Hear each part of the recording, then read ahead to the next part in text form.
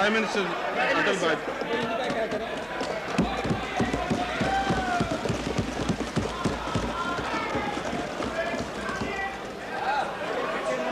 अध्यक्ष महोदय, परसों विश्वास प्रस्ताव पर चर्चा आरंभ करते हुए मैंने ये कहा था कि मैं कुछ कहने से पहले सुनना चाहूँगा।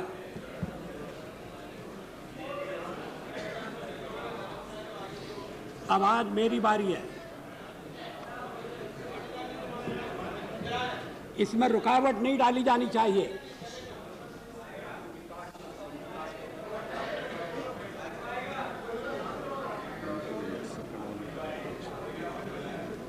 प्रतिपक्ष की ओर से ये शिकायत की गई है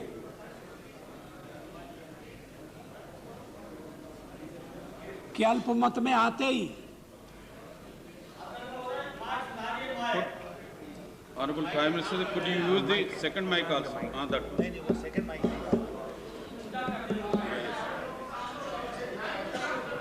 Is mic को turn? So you turn your mic also. That's it. ये काम Okay, take it. No. It is ठीक है। अध्यक्ष महोदय, मैं माननीय सदस्यों को धन्यवाद देता हूं, वो मुझे सुनना चाहते हैं।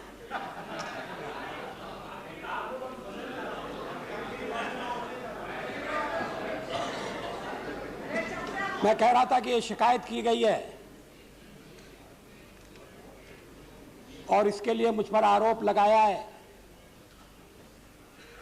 कि मैंने राजनीतिक नैतिकता का पालन नहीं किया।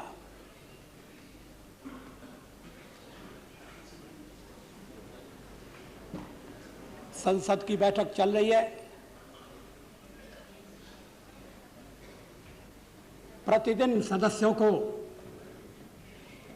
प्रतिपक्ष को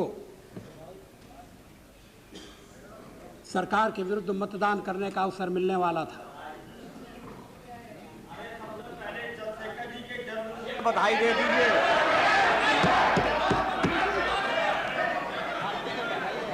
Please don't disturb him, please. Malayan Singh ji, please. When the leader of this house is speaking, don't disturb him.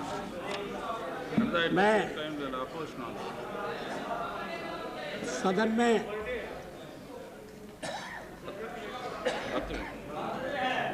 और चंद्रशेखर साहब का बर्थडे है। किसका? चंद्रशेखर साहब।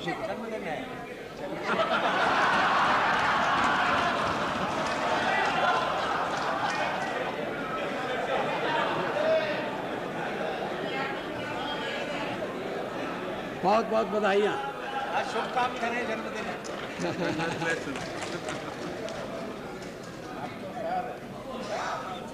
अध्यक्ष महोदय, लगभग 40 साल से मैं संसद से जुड़ा हुआ रहा हूं। मैंने अल्पमत की सरकारें भी देखी हैं। श्रीमती इंदिरा गांधी के ज़माने में अल्पमत की सरकार थी। किसी ने उन पर आरोप नहीं लगाया कि वो नैतिकता का उल्लंघन कर रही हैं।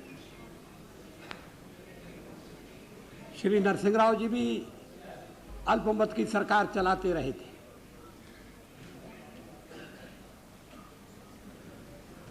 उस अल्पमत को बहुमत में बदलने के लिए क्या क्या किया गया, इस कहानी में मैं जाना नहीं चाहता।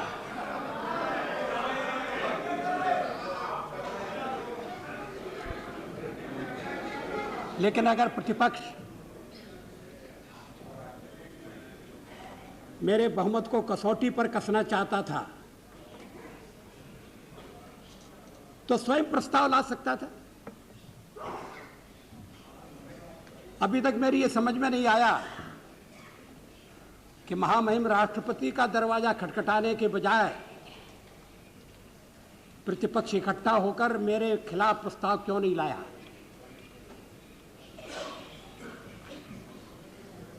जब राष्ट्रपति जी ने कहा कि आपको विश्वास प्राप्त करना चाहिए, हम तत्काल तैयार हो गए।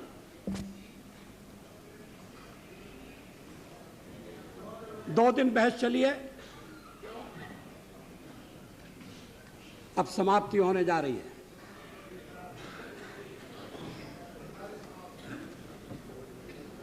बहस और भी अच्छी हो सकती थी।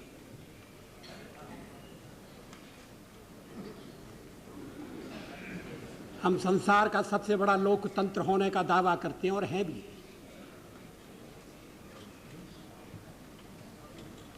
लेकिन हमारी संसद देखकर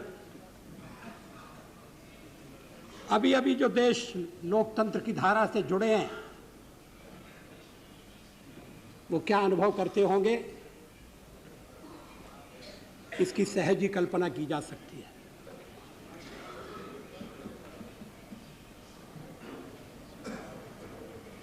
हमारा सार्वजनिक जीवन आरोपों और प्रत्यारोपों के घेरे से कब उठेगा?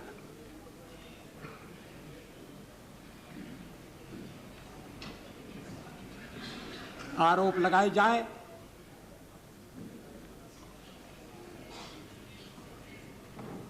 तो उनकी पुष्टि में कुछ कहा जाना जरूरी है।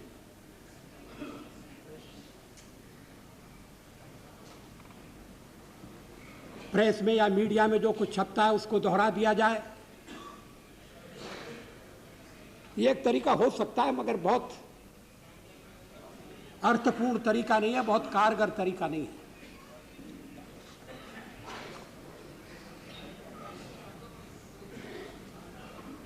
अध्यक्ष महोदय, अभी 13 महीने हुए हैं मेरी सरकार,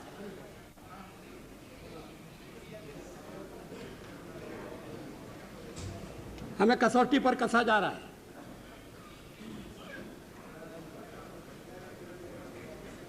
मैं बड़ा अनुभवी राज करता हूं, ऐसा मैंने कभी दावा नहीं किया,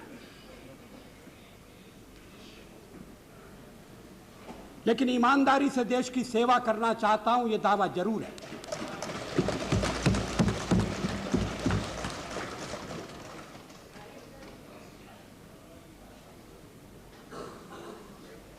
जब मैं प्रतिपक्ष में था तब किसी ने मेरे ऊपर यह आरोप नहीं लगाया कि मेरे किसी कार्य से देश के हितों को आंच पहुंच रही है। तो क्या सत्ता में आने के बाद मैं बदल गया हूं?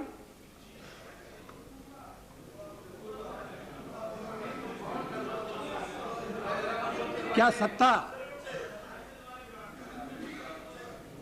इतना परिवर्तन करती है? तब तो जो 40 साल सत्ता में रहे उनकी दशा क्या होगी, इसका सहज ही अनुमान लगाया जा सकता है।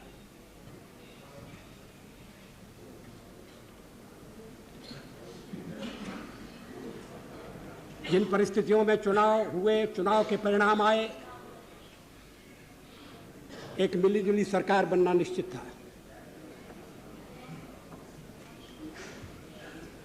अंत समय में भी हमने राष्ट्रपति जी को कहा था कि जितनी संख्या होनी चाहिए, और लोकतंत्र संख्या का खेल है, हमारे पास नहीं है। अगर कोई और सरकार बनाने में समर्थ है, आप निमंत्रण दीजिए, हम थोड़े और दिन प्रतिपक्ष में बैठ लेंगे, लेकिन कोई सरकार बनाने के लिए तैयार नहीं था। 13 महीने बाद तैयार हो गए, अच्छी बात है।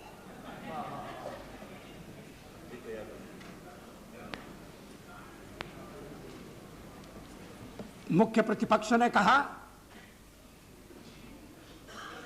कि हम रचनात्मक विरोध करेंगे, हम किसी को साथ नहीं लेंगे। किसी के साथ नहीं जाएंगे।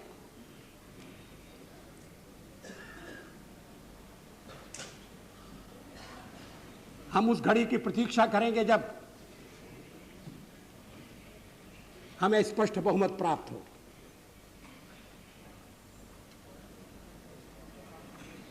ऐसा लगता है कि पचमढ़ी बहुत दूर रह गई है।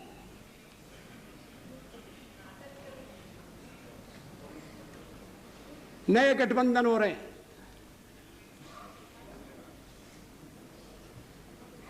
हमारे गठबंधन पर टिप्पणी की गई है। हम तो मिलकर चुनाव लड़े थे। अधिकांश दल मिलकर चुनाव लड़े।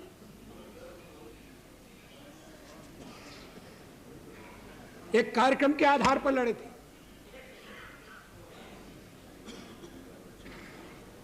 शासन की बागडोर संभाली तो नेशनल एजेंडा देश के सामने प्रस्तुत किया।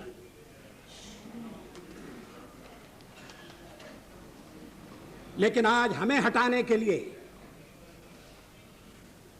और यह निषेधात्मक रवैया है, नकारात्मक रवैया है।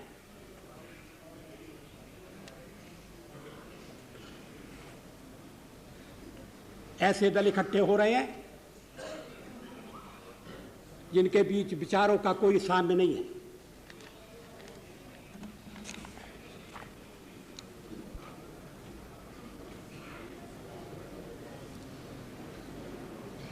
हम तो प्रारंभ से ये कहते रहे हैं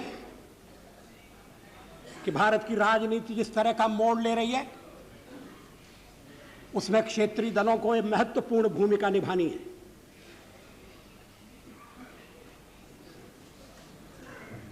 क्षेत्रीय दलों का उभार, यह हमारी विविधता का परिचायक है।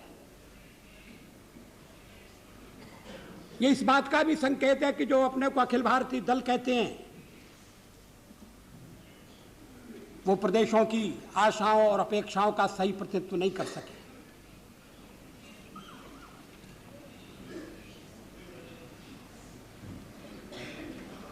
तेरह महीने हम सरकार चलाते रहे। अनेक क्षेत्रीय दल हमारे साथ हैं, जो बाद में हमें छोड़कर चले गए। उन्होंने भी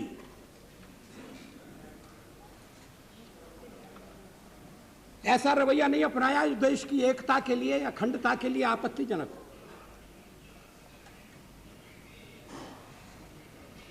उनसे मतभेद हुए,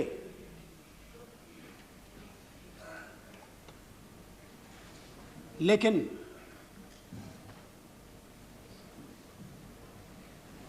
देश की एकता में उनका विश्वास डिगा नहीं। ये एक अच्छा लक्षण है, शुभ लक्षण है, इसका स्वागत होना चाहिए। लेकिन कांग्रेस पार्टी ने 98 के अपने इलेक्शन मैनिफेस्टो में रीजनल पार्टीज की जिस तरह से निंदा की, वो स्वस्थ दृष्टिकोण का परिचय नहीं देती है। मैं उद्धृत कर रहा हूं, by their very nature regional parties lack a national perspective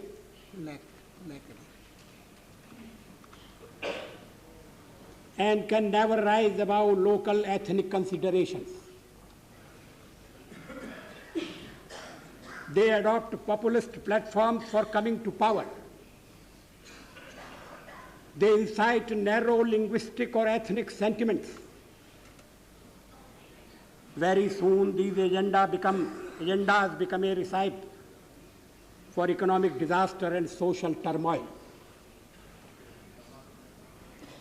अगर क्षेत्रीय दलों के बारे में ये आकलन है तो उनके साथ गठबंधन आप कैसे करेंगे? किस आधार पर करेंगे?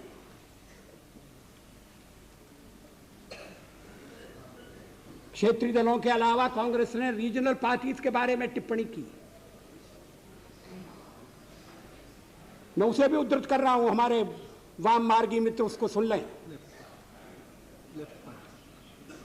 As for the left parties, even after 7 decades, the CPI and the CPM have not been able to integrate themselves into the national mainstream. ये गंभीर आरोप है। ये कांग्रेस मैनिफेस्टो का हिस्सा है, उद्घोषणा है। अब शायद इसीलिए गठबंधन हो रहा है कि लेफ्ट पार्टीज को नेशनल मेन स्ट्रीम में लाने की कोशिश हो रही है।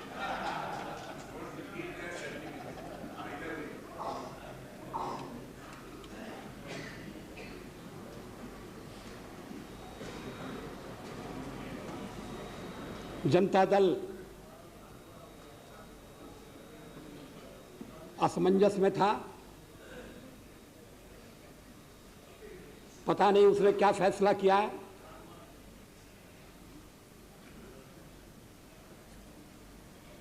लेकिन कांग्रेस पार्टी ने जनता दल का जिस भाषा में उल्लेख किया, उसे जनता दल के मित्रों को फिर से याद करना चाहिए। मैं उद्धृत कर रहा हूं, the Janata Dal was born in A convulsive fit of anti-Congressism in 1989. It is a collection of disparate groups and embittered individuals driven by egos. It can hardly be called a serious political formation. Like an amobia, it lives on splitting itself into smaller and smaller groups. Its platform of social justice is hollow and is just a misleading cover for the practice of a divisive caste politics. Unquote. अगर मिलन का यह आधार बनने वाला है तो फिर स्थिरता की बातें कोई अर्थ नहीं रखती है।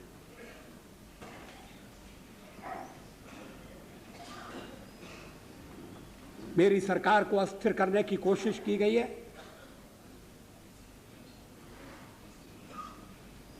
और उसके लिए और मेरी सरकार पर यह आरोप भी लगाया गया है कि इसमें अंतर्विरोध से ग्रस्त पार्टियां हैं। आप जिस ढांचे को खड़ा करने का विचार कर रहे हैं और जो पूरा नहीं होगा,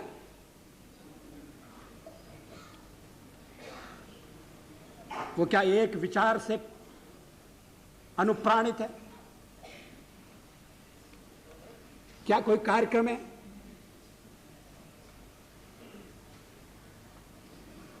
क्या नेतृत्व एक है? उस दिन श्री लालू प्रसाद जी ने कहा कि आप हट जाइए, हम 5 मिनट में नहीं 1 मिनट में विकल्प खड़ा कर लेंगे।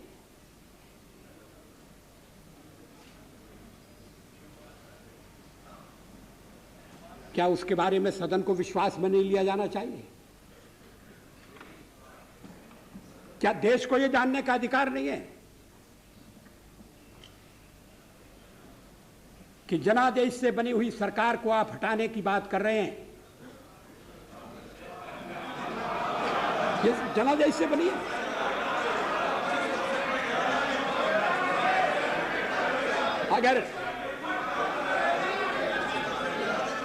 अगर किसी को जनादेश था तो वो हमको था, आपको तो नहीं था।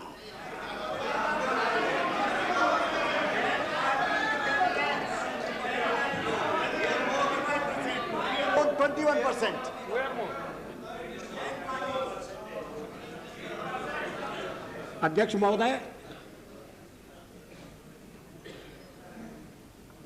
13 महीने के कार्यकाल में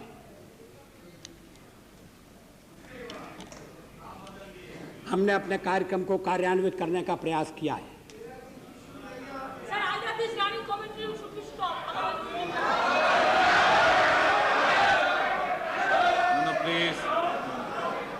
There should not be any running commentary, please. What is this? No, there's no running. running हमारा commentary, Aadhaar please. National agenda है। No running commentary, please. हमने उसके आधार पर आगे बढ़ने का प्रयास किया है।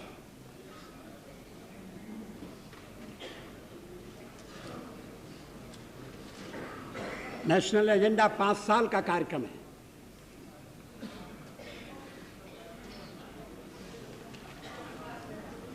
उसे निश्चित कार्यावधि में पूरा करने का हमारा इरादा है।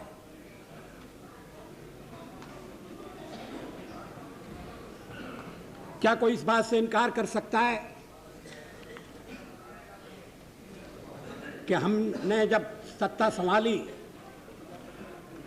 तो देश की जो स्थिति थी उस स्थिति में सुधार हुआ है।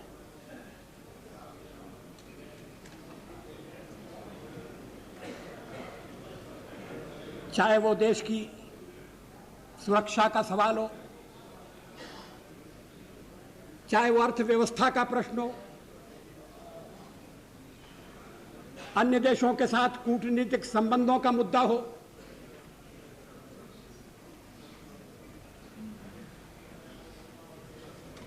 हमारा दावा, यह अधिकारपूर्ण दावा है कि हमने हर एक क्षेत्र में आगे बढ़ने का प्रयास किया और उसमें सफलता पाई है।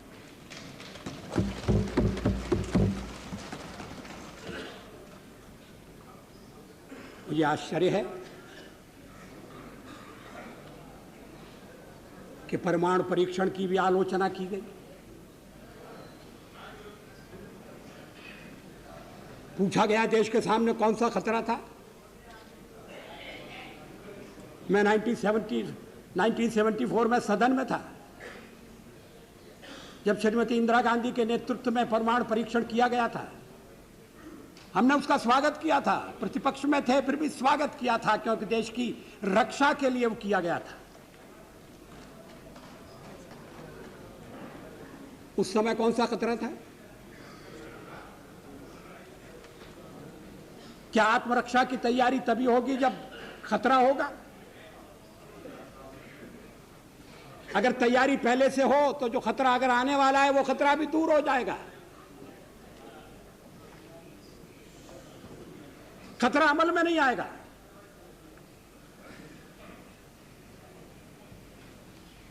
और इसीलिए हमने परमाणु परीक्षण करने का फैसला किया। हमारे कार्यक्रम का अंग है, उसमें लिखा हुआ है। कोई छुपी हुई बात नहीं थी, कोई रहस्य नहीं था।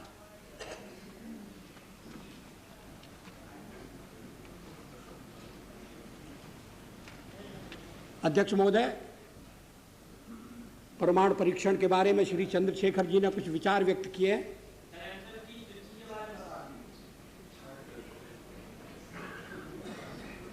मुझे खेद है कि मैं उनके विचारों से सहमत नहीं हो सकता। उनके चिंतन की एक विशिष्ट धारा है।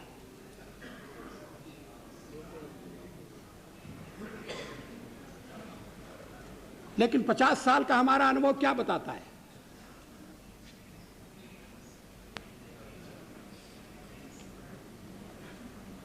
क्या रक्षा के मामले में हमें आत्मनिर्भर नहीं होना चाहिए? केवल एक पड़ोसी नहीं, हमारे अनेक पड़ोसी हैं। इस समय यूरोप में क्या हो रहा है वो एक चेतावनी है।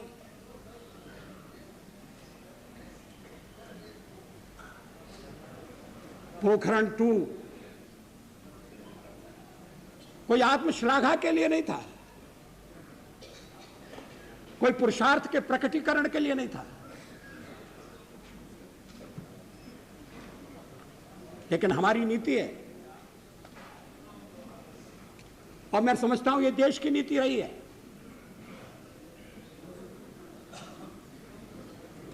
कि मिनिमम डिटरेंट होना चाहिए।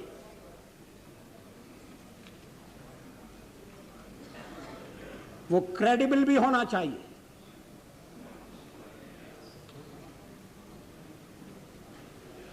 इसलिए परीक्षण का फैसला किया गया। उसके कारण कुछ कठिनाइयां आएंगी, हमें मालूम था, लेकिन देश उन कठिनाइयों का सफलतापूर्वक सामना करेगा, यह भी हमको विश्वास था, और ऐसा ही हुआ। आर्थिक प्रतिबंध हमें आगे बढ़ने से नहीं रोक सके, रक्षा संबंधी फैसले करने से हमें विरत नहीं कर सके,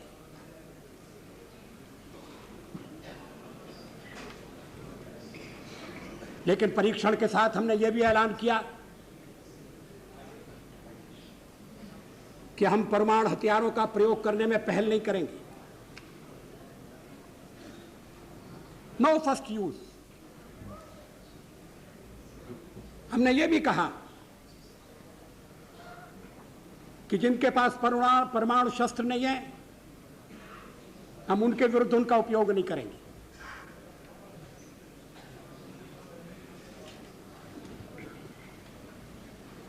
हमने परीक्षण बंद करने का भी ऐलान किया।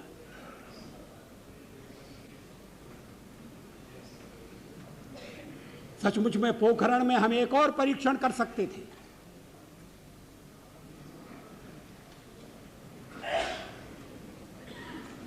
लेकिन जब हमें लगा कि वैज्ञानिक तकाजा पूरा हो गया है,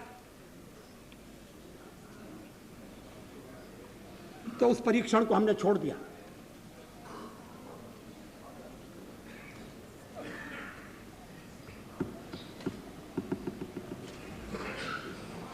एटमी हथियार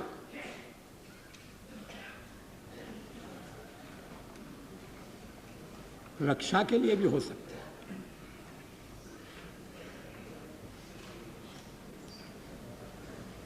युद्ध टालने के लिए उनका प्रयोग हुआ है।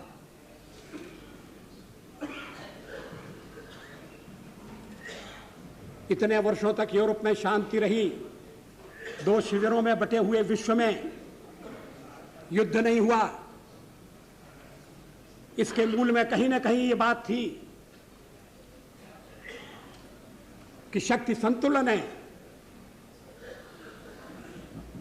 और इसलिए एक दूसरे को छेड़ने से बाज आना चाहिए। डिटरेंट के पीछे यही परिकल्पना है। इस पर सारा सदन विचार करे, इस बात की आवश्यकता है।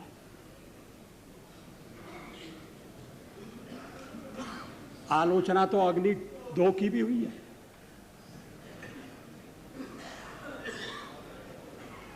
और उस दिन बड़ा विचित्र दृश्य उपस्थित हुआ जब सवेरे हमने अखबारों में पढ़ा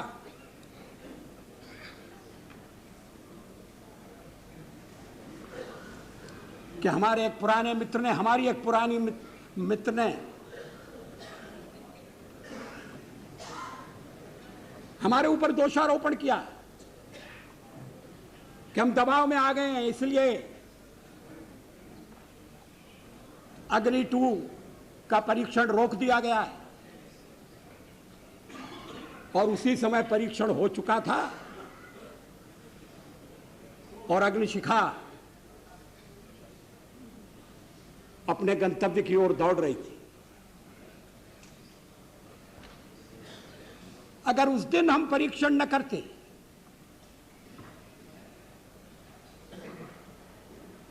तो वो उनका वक्तव्य भ्रम पैदा कर सकता था।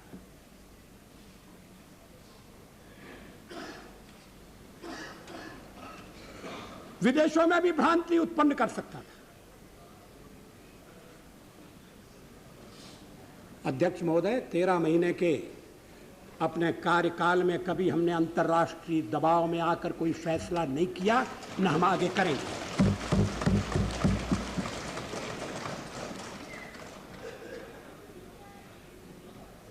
मैं नहीं समझता भारत में कभी ऐसी सरकार आएगी जो दबाव में काम करे, लेकिन ऐसी सरकार आ चुकी है, ये मुझे मालूम है।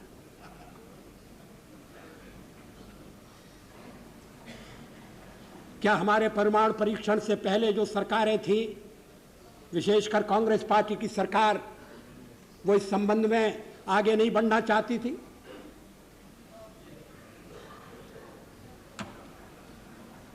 पूर्व राष्ट्रपति वेंकटरमण ने जो वक्तव्य दिया है, और वो उस समय रक्षा मंत्री थे, जिस पद पर बाद में मुलायम सिंह जी आरूढ़ हो गए। वेंकटरमण जी ने यह रहस्योद्घाटन किया है कि तैयारी हो गई थी परीक्षण की, पोखरण जाने के लिए साज सामान प्रस्तुत था। मैं परीक्षण के समय उपस्थित रहने वाला था, लेकिन परीक्षण नहीं हुआ क्योंकि अंतर्राष्ट्रीय दबाव था। क्या अंतर्राष्ट्रीय दबाव में हम काम करेंगे? क्या अपनी रक्षा के मामले में हम स्वयं निर्णय नहीं करेंगे? दबाव तो हमारे ऊपर भी है, लेकिन हमने राष्ट्र की रक्षा को सर्वोपरि स्थान दिया है।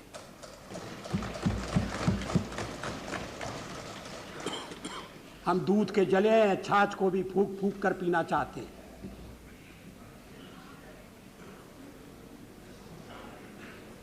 देश की स्वतंत्रता, देश की सर्वप्रभुता, यह सुरक्षित रहना चाहिए। देश सुरक्षित रहेगा तभी सामाजिक न्याय की स्थापना के काम में आगे बढ़ा जा सकता है।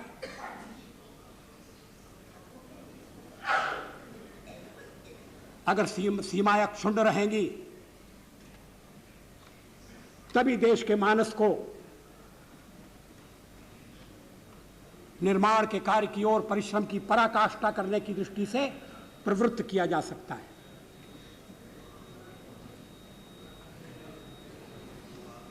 हम 3 बार हमलों के शिकार हुए। ऐसी नौबत फिर से नहीं आना चाहिए। हम किसी पर हमला करने की तैयारी नहीं करते, इरादा भी नहीं रखते।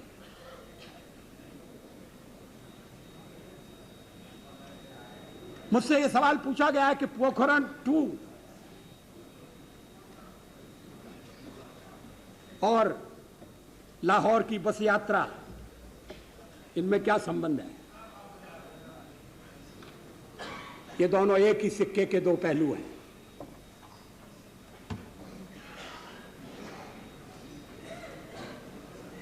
अपनी रक्षा की शक्ति और फिर मित्रता का हाथ, ईमानदारी से मित्रता का हाथ।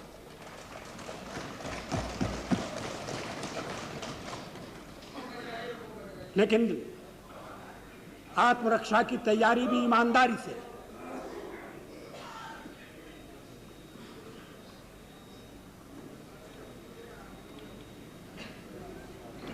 मेरे मित्र श्री जॉर्ज फर्नांडिस ने कल इस बात का उल्लेख किया था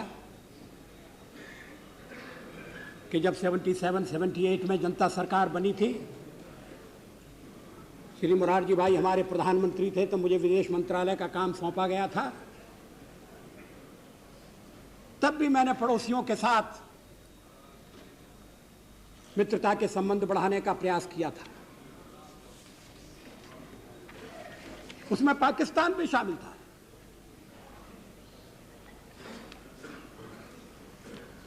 अब तो केवल पाकिस्तान नहीं, अन्य पड़ोसी देशों के साथ भी हमारे संबंध सुधरे। जो संबंध सुधरे हैं उनके बारे में कहना कि संबंध नहीं सुधरे हैं,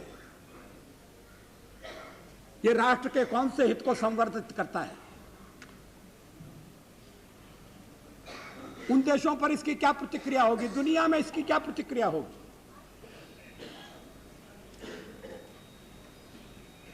श्रीलंका के साथ मुक्त व्यापार समझौता हुआ है।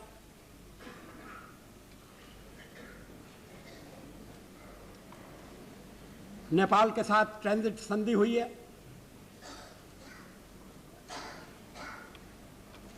कलकत्ता ढाका के बीच में बस चलने वाली है, उसका परीक्षण हो रहा है।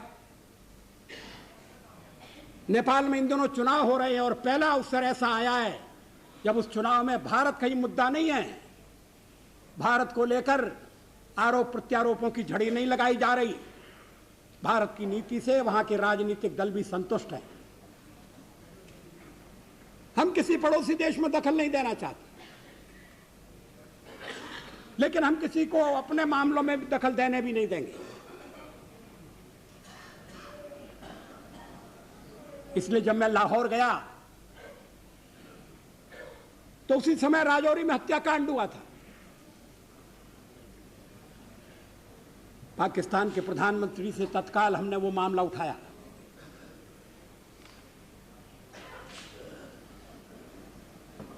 मैंने उनसे कहा कि अगर इस तरह के हत्याकांड होंगे तो फिर सद्भावना का वातावरण नहीं बनेगा, और अगर सद्भावना का वातावरण नहीं बनेगा तो सहयोग के रास्ते नहीं खुलेंगे।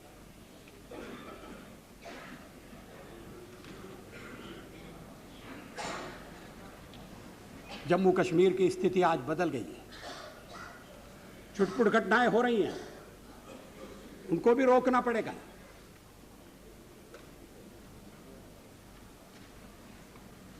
इसमें योगदान करना पड़ोसी का कर्तव्य है। लेकिन जम्मू कश्मीर की स्थिति में परिवर्तन के लिए अगर श्रेय जाता है तो वहां की जनता को जाता है। वो शांति से अपना कर्तव्य, शांति से अपना जीवन निभाना चाहते हैं।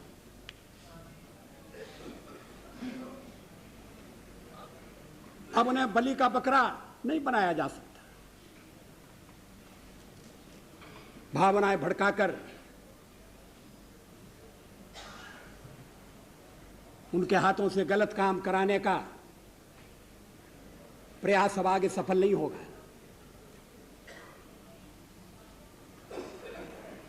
आजकल जम्मू कश्मीर खबरों में नहीं है। अगर है तो इस दृष्टि से है कि वहां कितने पर्यटक जा रहे हैं, वहां कितने यात्री गए, फिल्म बनाने के लिए कौन सी कंपनियां वहां इन दिनों डेरा डाले हुए। ये सुधरी हुई स्थिति का परिचायक है।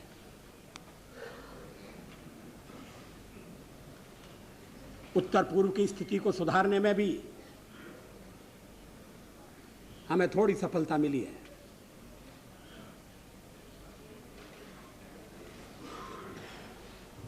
आगे प्रयत्न जारी है।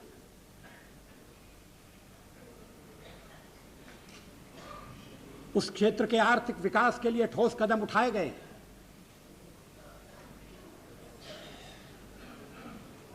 और भी कदम उठाए जाएंगे।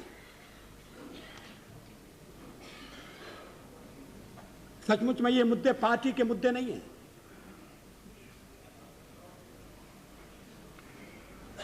ये हमारे राष्ट्रीय प्रश्न हैं।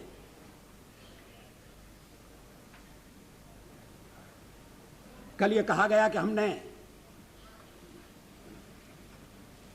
प्रतिपक्ष को विश्वास में नहीं लिया। अपने नेशनल एजेंडा में हमने कॉन्सेंसस विकसित करने की बात कही थी, मगर व्यवहार में ऐसा नहीं किया। यह आरोप ठीक नहीं है।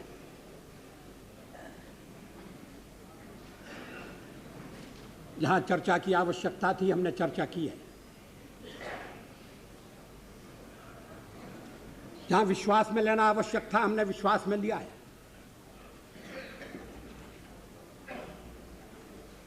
इतने बड़े देश और विविधता से परिपूर्ण इस देश को साथ साथ चलाना केवल सरकार के बूते की बात नहीं है। इसमें सभी पक्षों का दायित्व है। क्या प्रतिपक्ष में जब हम थे तो हमने अपने दायित्व का पालन नहीं किया? क्या श्रीमती इंदिरा गांधी ने हमें पहले जानकारी दे दी थी कि पोखरण में परीक्षण होने वाला है, आप प्रतिपक्ष में हैं, हम आपको सूचना दे रहे हैं? ऐसा नहीं हुआ था। इस तरह की जानकारी पहले नहीं दी जाती है। लेकिन हमने उसे शिकायत का मुद्दा नहीं बनाया।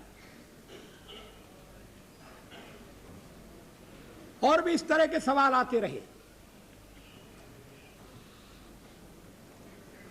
हमारा प्रयास है कि हम सबकी सलाह से आगे बढ़ें, सबके सहयोग से समस्याओं का समाधान करें। इसमें प्रतिपक्ष को भी अपना दायित्व पूरा करना होगा। विचार विनिमय के और भी अवसर बढ़ाए जा सकते हैं। कल महिलाओं के प्रतित्व के सवाल पर भी हमको आलोचना का निशाना बनाया गया।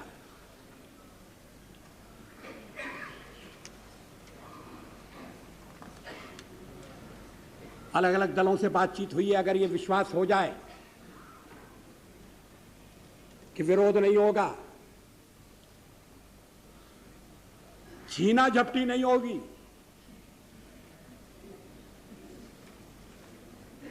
तो हम कल विधेयक लाने के लिए तैयार हैं, उसको पास करने के लिए तैयार हैं।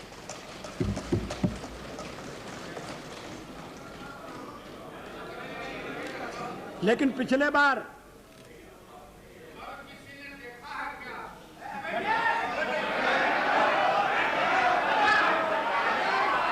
क्या कह रहे हैं? जब होने में चलिए छोड़िए अब बात हो पॉइंट हो गए। अध्यक्ष महोदय,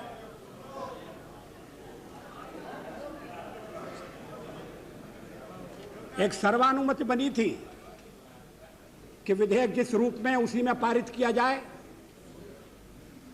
और अलग अलग वर्गों को अगर प्रतित्व देना है तो उसका बाद में विचार किया जाए।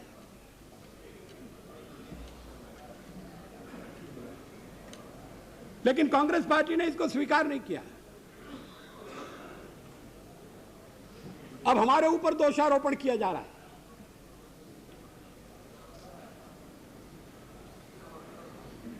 सारी दुनिया जानती है कि राज्यसभा में हमें बहुमत प्राप्त नहीं। अनेक महत्वपूर्ण विधेयक प्रतिपक्ष के सहयोग से वहां पारित भी होते रहे।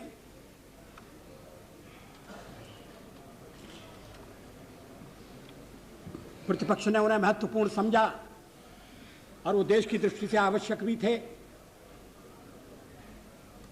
उसने सहयोग दिया।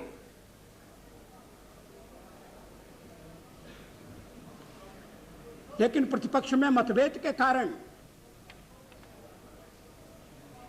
जो विधेयक रह गए उनके लिए हमें दोषी ठहराना ये हमारे साथ न्याय करना नहीं है। हम उन्हें फिर से लाने का प्रयास करेंगे।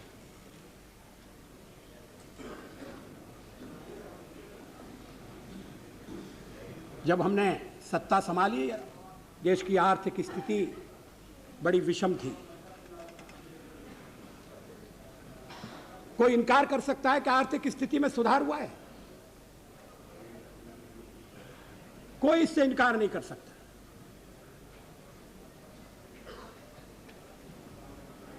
अगर संकुचित संकीर्ण दृष्टिकोण अपनाकर भी आलोचना की जाए तो इस बात को स्वीकार करना पड़ेगा कि पिछले 6 महीने में स्थिति सुधरी है।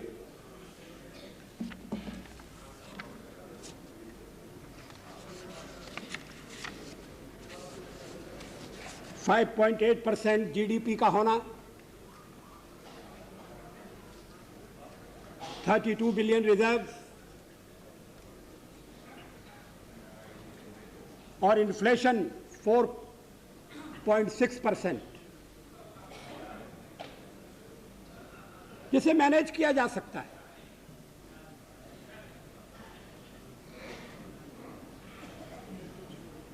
बीच बीच में राजनीतिक अस्थिरता का जो वातावरण पैदा किया जाता है उसका अर्थव्यवस्था पर कितना कुछ कुप्रभाव पड़ता है ये हम आजकल देख रहे हैं।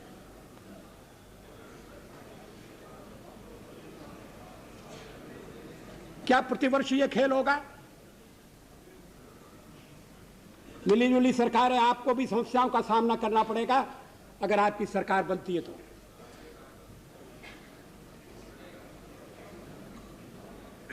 प्रतिपक्ष के समर्थन से ज्यादा हमें समर्थन प्राप्त है,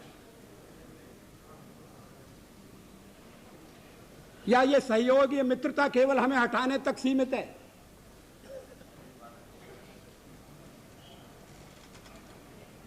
देश को अंधेरे में रखा जाएगा? सदन को विश्वास में नहीं लिया जाएगा?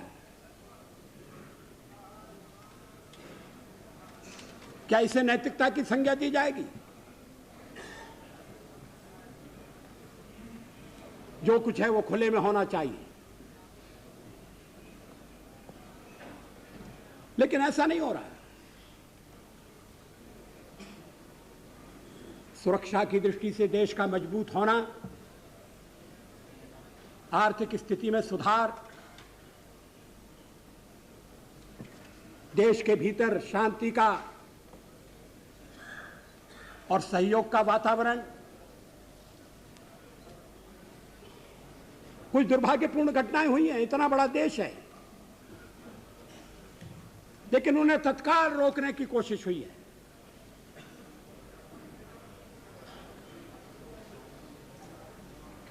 इन विषयों पर मेरे मित्र जो पहले बोले थे वो प्रकाश डाल चुके हैं। श्री यशवंत सिन्हा ने विस्तार से आर्थिक स्थिति की चर्चा की, उसमें क्या परिवर्तन आए हैं ये सदन के सामने रखा।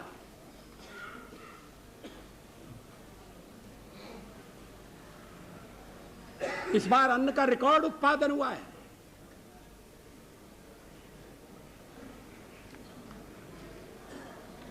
भंडारण की व्यवस्था कम पड़ रही है। श्रेय किसानों को जाता है, हम उस श्रेय लेने का दावा नहीं कर रहे। वर्षों से अपनाई गई नीति अपने सुपरिणाम दिखा रही है।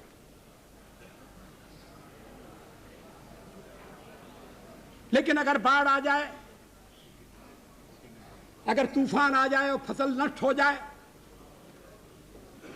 तो फिर उस परिस्थिति का भी सामना करने के लिए सबको एकजुट होने की जरूरत है। मगर उस समय राजनीतिक लाभ उठाने की इच्छा पैदा होती है।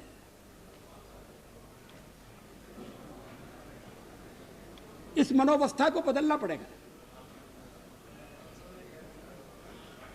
हमारे किसान हमारी बधाई के पात्र हैं।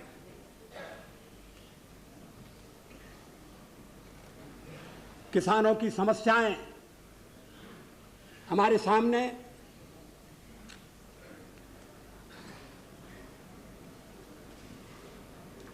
पिछली बार यूरिया के दाम बढ़ाने का फैसला हुआ था।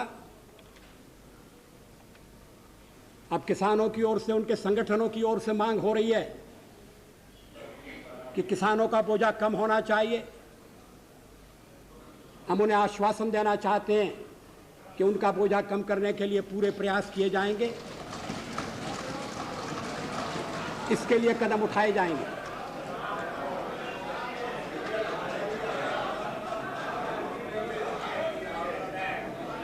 अध्यक्ष महोदय,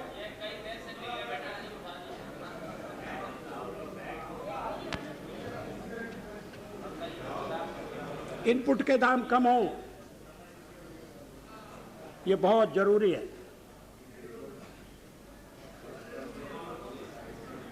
प्राकृतिक आपदा से किसान कैसे बच सकें, इसका प्रबंध आवश्यक है।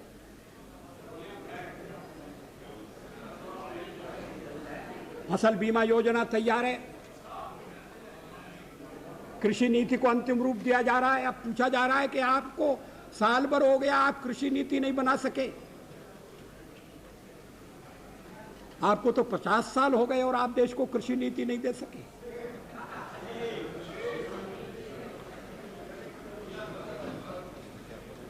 कृषि नीति बनाई जा रही है,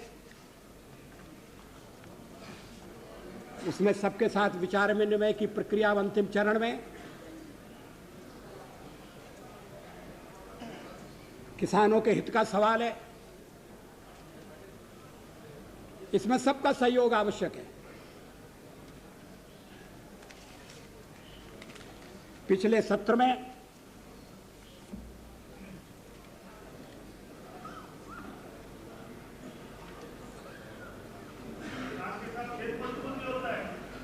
उन मेमोरेंडम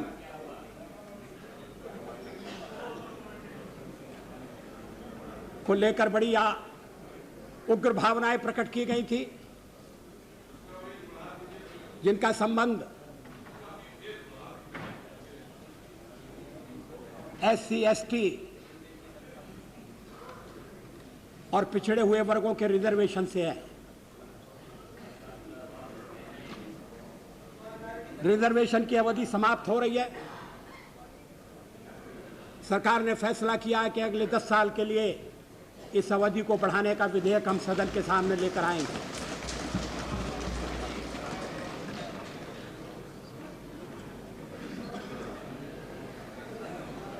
नाइनटीन 1997 में जो मेमोरेंडम निकाले गए थे, उनमें से 2 अदालत में हमारा प्रयास है कि उसमें अदालत जल्दी से फैसला करे।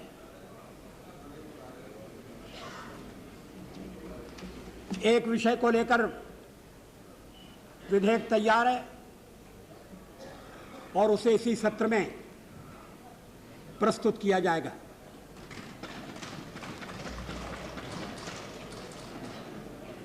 यह आवश्यक है कि सेवाओं में SC, ST और बैकवर्ड क्लासेस के लिए जो बैकलॉग है, उसको भरने का रास्ता निकाला जाए। अभी जो व्यवस्था है वो संतोषजनक नहीं है। उसके चलते तो बरसों तक बैकलॉग पूरा नहीं होगा। नया बैकलॉग तैयार होते जाएगा। इस स्थिति को बदलना जरूरी है। इसके लिए भी सबके सहयोग की आवश्यकता होगी।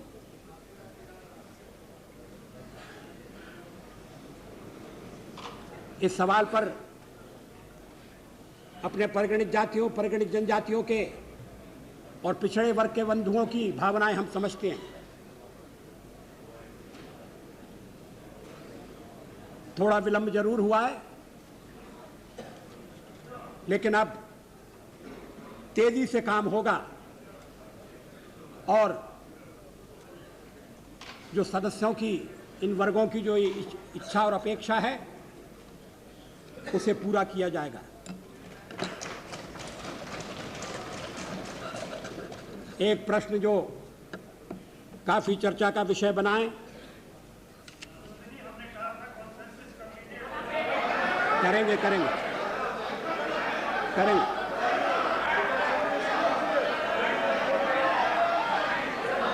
जाएगा करेंगे। बात मानी होती तो ये मसला पार्लियामेंट में ही सफल ठीक बात है। खुल जाता। तो जानते हुए बात कर रहे हो, हमारे भी प्रधानमंत्री है, आप कब्जा क्यों कर रहे हो? बूटा सिंह जी प्लीज हम नहीं कह सकते। बूटा सिंह जी, आपने वो नहीं किया।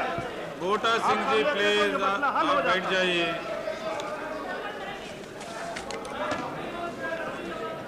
अध्यक्ष महोदय,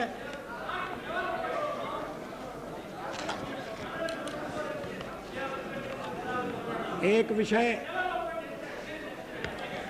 प्लीज जिसका चर्चा में उल्लेख किया गया है, वो नौसेना के एक अधिकारी को उनके पद से हटाए जाने का मामला है। मेरे मित्र रक्षा मंत्री ने उस संबंध में सदन के सामने कुछ विचार प्रकट किए थे। मैं माननीय सदस्यों से अपील करना चाहूंगा कि इस संबंध में रक्षा मंत्रालय ने जो दस्तावेज प्रकाशित किया है, उस दस्तावेज को पढ़ें। वो प्रचार के लिए दस्तावेज नहीं है, वो तथ्यों का विवरण है।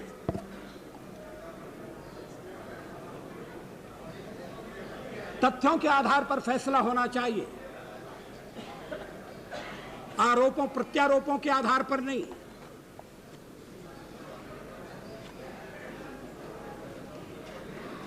उस दस्तावेज को पढ़ने के बाद अगर सदन इस परिणाम पर पहुंचता है कि इस मामले में कुछ और करने की आवश्यकता है, तो सरकार का सहयोग उन्हें मिलेगा। एक सुझाव आया है और श्री इंद्रजीत गुप्ता ने यह प्रश्न खड़ा किया था कि क्या हम चर्चा भी नहीं कर सकते। चर्चा हवा में नहीं होना चाहिए। चर्चा आरोपों और प्रत्यारोपों के वातावरण में नहीं होना चाहिए। चर्चा के लिए कोई ठोस आधार होना चाहिए, और ठोस आधार है। जो दस्तावेज प्रकाशित हुआ है उसे आधार बनाकर चर्चा की जा सकती है। सदन के कुछ प्रमुख सदस्यों की समिति भी बनाई जा सकती है। श्री इंद्रजीत गुप्ता जैसे, श्री गुजराल, मुलायम सिंह यादव जी, चंद्रशेखर जी, उन्हें हाथ जोड़ने की अनुमति नहीं होगी। और शिवराज जी पाटिल और भी नाम आवश्यक हों तो उनका इसमें समावेश किया जा सकता है। वो तथ्यों को देख लें और अगर वो इस परिणाम पर पहुंचते हैं कि सदन में चर्चा के साथ साथ कोई संसदीय समिति भी होना चाहिए, तो सरकार उस पर आपत्ति नहीं करेगी। ये मैं आपको विश्वास दिलाना चाहता हूं। लेकिन आरोप प्रत्यारोप को आधार बनाकर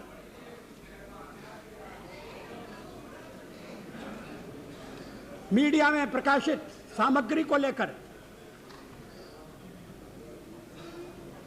अगर आरोप लगते हैं तो कोई तो जिम्मेदारी लेना चाहिए।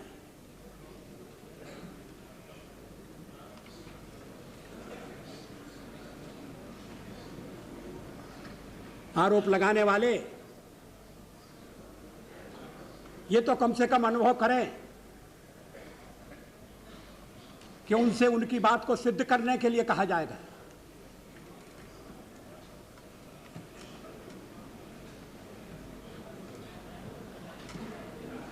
रक्षा मंत्री ने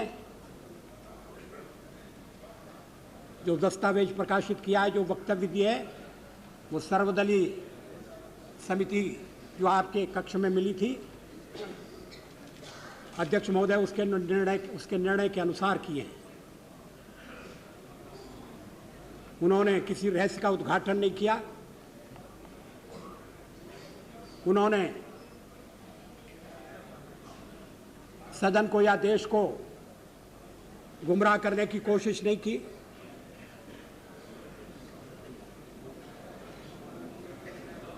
मगर जब देश के रक्षा मंत्री के ऊपर अनर्गल आरोप लगते हैं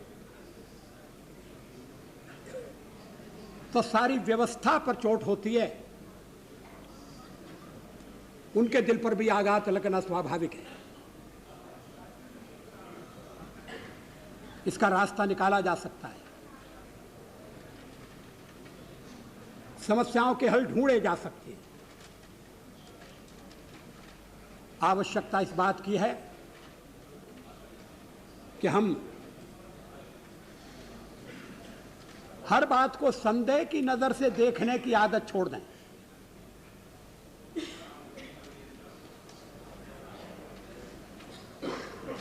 कोई सार्वजनिक प्रश्न आता है तो तत्काल मन में यह सवाल उठता है कि कुछ दाल में काला जरूर है। अगर दाल में काला है तो उसकी जांच होना चाहिए।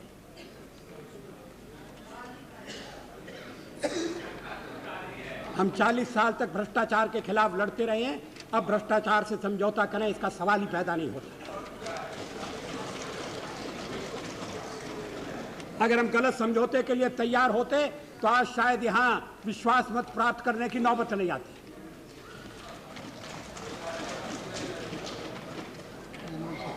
हमने मिलीजुली सरकार को चलाने की पूरी कोशिश की, अच्छी तरह से चलाने की कोशिश की, चल रही है। आज शाम को और तेजी से चलेगी।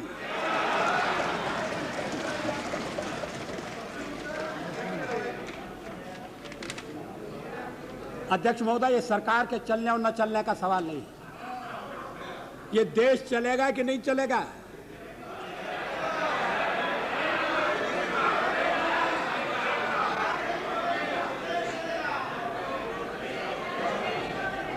जनता का निर्णय मान्य होगा या नहीं।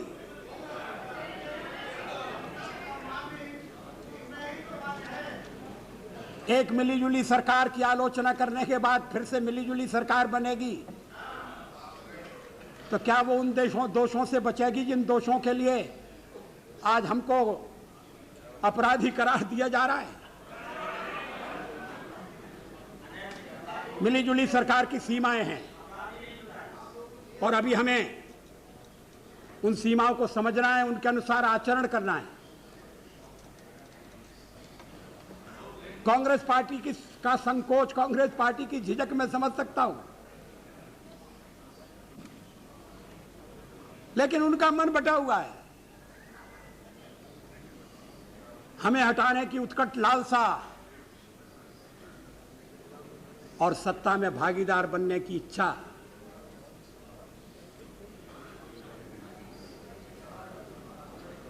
और उसके साथ अपने बल पर आगे बढ़ने का फैसला। कठिनाइयां हैं,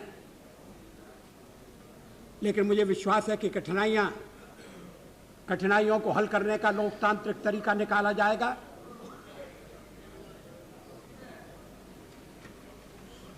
अच्छा है 2 दिन बहस चली है, जरा गर्मा गर्मी जरूरत से ज्यादा हुई।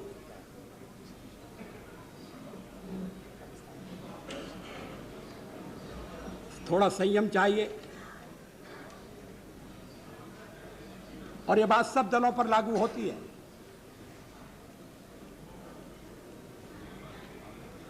लोकतंत्र हमारा सबसे बड़ा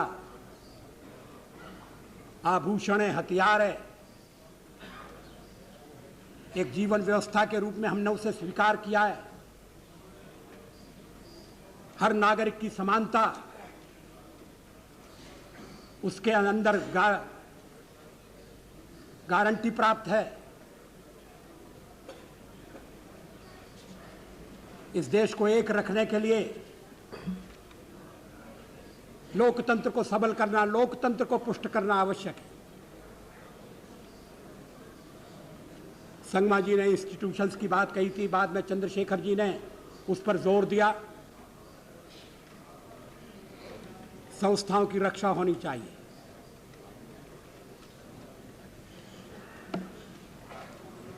कुछ मर्यादाओं का पालन होना चाहिए। मेरे बारे में कहा गया कि मैं तो पालन करना चाहता हूं, मगर मुझे इस तरह से घेर कर रखा गया है कि मैं असहाय हो जाता हूं, मैं विवश हो जाता हूं। इतना कमजोर तो मैं नहीं हूं। राष्ट्र के हित के लिए जो निर्णय आवश्यक हैं वो हमने सारी शक्ति के साथ किए, सारे संकल्प के साथ किए।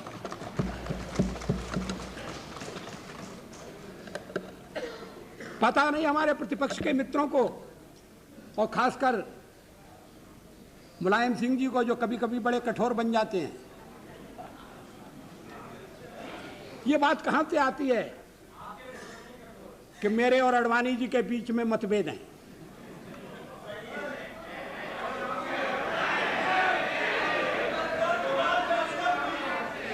कोई इसका अर्थ नहीं है भाई। शरद पवार नहीं है, आपको मुखौटा कहा गया, इसलिए मुझे अफसोस है। मुखौटे की चिंता मत करिए, मुखौटा उतार कर फेंका जा सकता है। अगर ये सुनिए, अगर ये मुखौटा उतर जाएगा हम आपके साथ होंगे। बहुत अच्छा, फिर आने के लिए तैयार रहिए। जिस दिन आरएसएस का मुखौटा उतार देंगे हमें कोई विरोध नहीं। अध्यक्ष महोदय, मतभेद की बात हमारे प्रतिपक्ष के नेता श्री शरद पवार और श्री शिवशंकर जी में तो समझ में आ सकती है मतभेद की बात,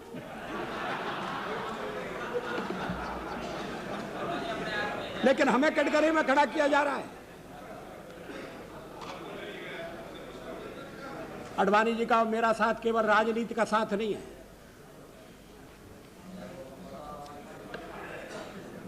जब मैं पहली बार लोकसभा में चुनकर आया तब से आडवाणी जी मेरी सहायता कर रहे हैं, मुझे सहयोग दे रहे हैं। भारत के गृह मंत्री के रूप में उन्होंने अपने दायित्व का ठीक तरह से पालन किया है।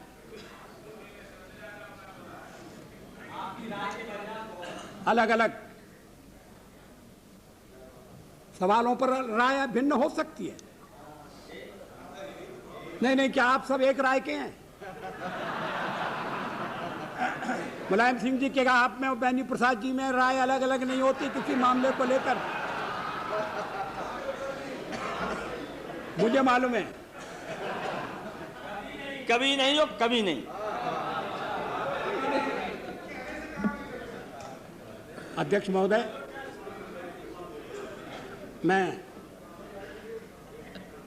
सदन से अपील करना चाहता हूं, फैसले का वक्त आ गया है। आप तय करिए। हमें तो सेवा करने का मौका मिला था, हमने 13 महीने में इस बात का थोड़ा सा संकेत दिया है कि अगर हमें पूरा समय मिलेगा तो हम देश का किस तरह से कायाकल्प करेंगे।